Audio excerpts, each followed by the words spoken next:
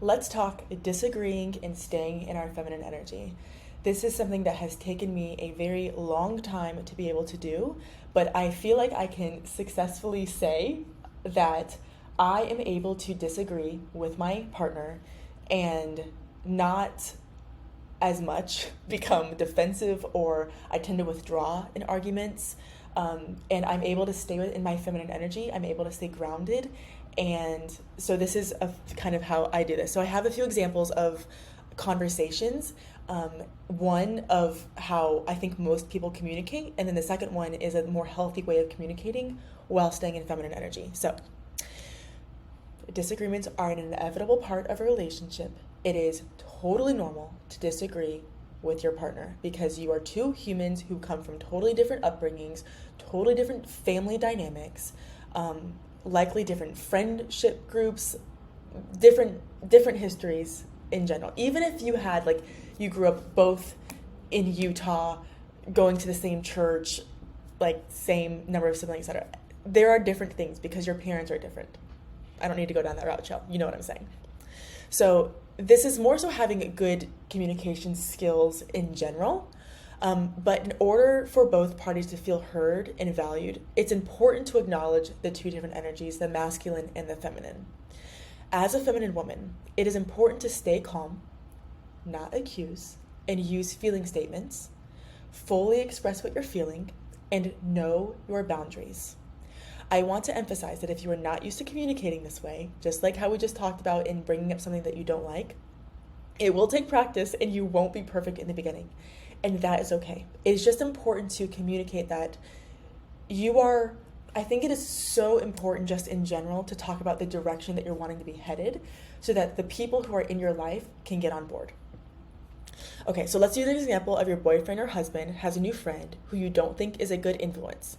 Maybe his friend parties a lot and likes having a lot of girls around him. You didn't say anything at first, but your husband has started to notice that you seem less than enthusiastic when he mentions he's going to hang out with this new friend. So there's two different ways that this conversation could go. So you can read this, but so what? What? Do you not like Josh? No, I do. I just don't know if he's the best influence. So you don't like him? I don't have anything against him personally. I don't know. I just know what he gets into, and I don't like the idea of you being around that. Babe, I love you. You have nothing to worry about. It's not exactly like your friends are saints. My friends don't sleep with anything that walks, and it need guys around them to make them feel validated. I don't even hang out with him when he goes out. We're literally just grabbing dinner. You're making this a huge deal. I'm making this a big deal? I'm just trying to tell you about something that's worrying me. I don't want to be with a guy who thinks a friend like that is a good person to be around. Seriously? This is ridiculous. So you can kind of see where this is going. You're trying to explain how you're feeling. You started out pretty good. You're not being too accusing, but he's getting defensive and you lose control of the conversation and end up feeling disheartened. You feel like he's not hearing what you're saying. So version 2. Do you not like Josh? I do this all the time. My boyfriend will ask me a question and I will take a moment to collect my thoughts and truly think how I feel about a situation so that I am not easily pushed off of the ground that I feel like I have. I know how I'm feeling, but I need to be able to communicate in a way that I know he is going to understand it. Sometimes he still doesn't, but taking that moment, if he asks, do you not like Josh? You can think about it, be like, let me think about that for a second. I say this to my boyfriend all the time. Okay, so this is how I would respond. I think that you know what my hesitations are about him. I don't have anything against him personally. I would just like for you to consider how it makes me feel when you hang around a guy who doesn't have the same values as you. I trust you always, but it does make me feel weird when you hang out with a guy who always has girls around him and I don't know any of them. Babe, you know you can trust me. You have nothing to worry about. Josh and I just talk about business the whole time. We only go out to dinner. Nothing happens. You've always shown me I can trust you. That's one of the reasons I love you so much. Can you just take a second to consider why I might be feeling this way? I know Josh is a brilliant businessman and you learn from each other, but it really doesn't make me feel good knowing what his personal values are. Yeah, I get it. That makes sense. I'm going to dinner with him tonight and I'll text you as soon as I'm on my way home. So you're not asking him to stop hanging out with him. What you are doing is making him think. Does it, you have to understand how I'm feeling when you hang out with a guy whose values don't align with yours. Because what you are making him do in that moment is making him think about what his values are. It is making him think, does this guy align with the direction that I want to take my life? Maybe if they are just going to dinner and they are just talking business, I'm sure that personal conversation gets brought up. It's kind of like a instance of pick and choose your battles, because there are definitely instances where my boyfriend hangs out with guys who personally I don't really agree with their personal morals, but they're great businessmen, and my boyfriend learns a lot from them in business. And so it is, in this specific instance, if you're not dating a high value man, he's going to get defensive no matter what you say.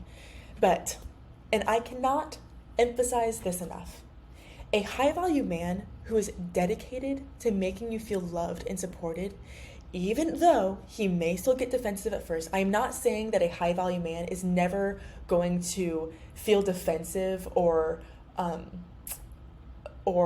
like make you feel like he's not listening to you, because that does still happen sometimes. Like, we're not all perfect. We're not all perfect. But even though he may get defensive, he will ultimately want to make sure that you feel comfortable being with him and values your opinion about who he hangs out with. I cannot emphasize that enough. Throughout the course of my relationship with my partner, we have gotten to a place where he truly values my opinion about the people that he hangs out with. Does he make decisions solely based off of how I feel about someone? No. And that's something that I respect about him, is that he makes his own decisions.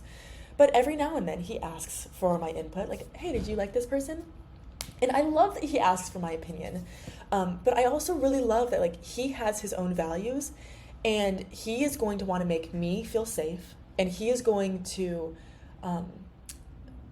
make his own decision as well for whether or not a person is good for him and good for our relationship. So just a few things to point out. Notice that in this second example, we take a second to collect our thoughts. It is a natural reaction to not, wait.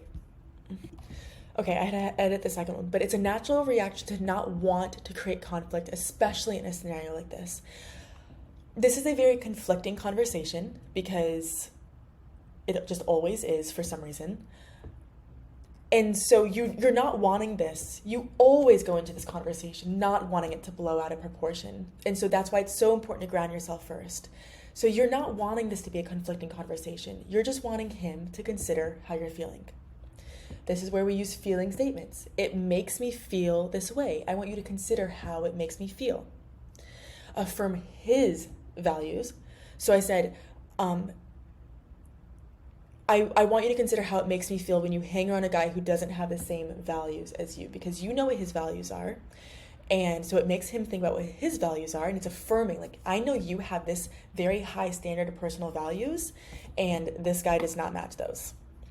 And second, do not do his thinking for him. Allow him and encourage him to come to his own conclusion. This is also another huge part of inspiring his masculinity, where you are not doing his thinking for him. You are not making a decision for him. You are just telling him how it makes you feel. And that should, as a high value man, inspire him to take action in a way that makes you feel safe.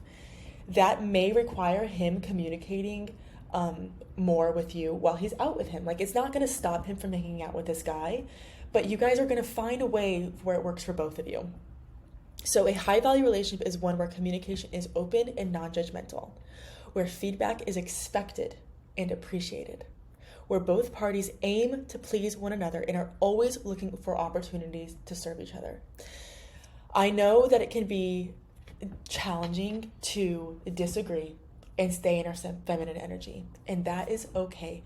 This is a learning process. You're not going to be perfect in the beginning, but this is just an exercise to continue to practice, and eventually you will get to a place where you are so grounded and sure of how you are feeling that you're able to communicate in that very feminine way where he is inspired to take action because you're feeling uncomfortable or unsafe. So that is just how to disagree and stay in your feminine energy.